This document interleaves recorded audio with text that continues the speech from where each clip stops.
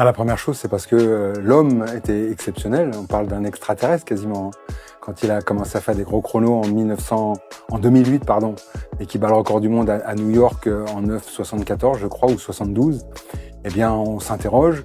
Aux Jeux Olympiques de Pékin, on vient me voir, on me dit, mais qu'est-ce qui se passe? C'est un phénomène.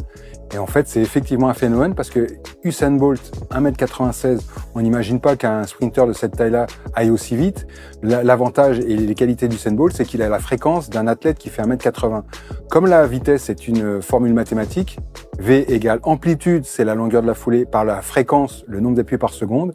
Imaginez, moi, je fais des foulées de 2 mètres et j'ai 4 appuis par seconde. 4 fois 2, 8, je me déplace à 8 mètres secondes.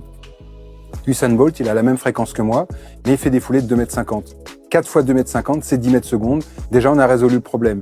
Mais le problème, il est résolu parce que Usain Bolt a des qualités physiques exceptionnelles qui lui permettent d'avoir une grande fréquence et de pouvoir avoir une fréquence aussi importante avec une foulée aussi longue. Alors, c'est vrai qu'aujourd'hui, on se demande pourquoi le record du monde, il n'est pas battu. On a Thompson et Sévillier qui ont repris le pouvoir pour la Jamaïque.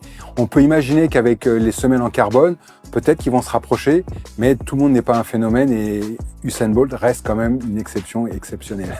Usain Bolt, à son époque, il y avait quand même Tyson Gay, il y avait Asafa Powell, il y avait Gatlin qui l'ont poussé aussi dans ses retranchements. Il y avait donc une grosse génération de sprinteurs. Là, on peut parler effectivement de peut-être un petit trou générationnel. On a des sprinteurs de qualité qui, grâce peut-être aux matériaux, tournent régulièrement autour de 9,80. Je pense que là, aujourd'hui, on a vu que les chronos vont commencer à descendre. Sévillier commence à s'affirmer comme un vrai grand sprinter. Thompson est au début de sa carrière.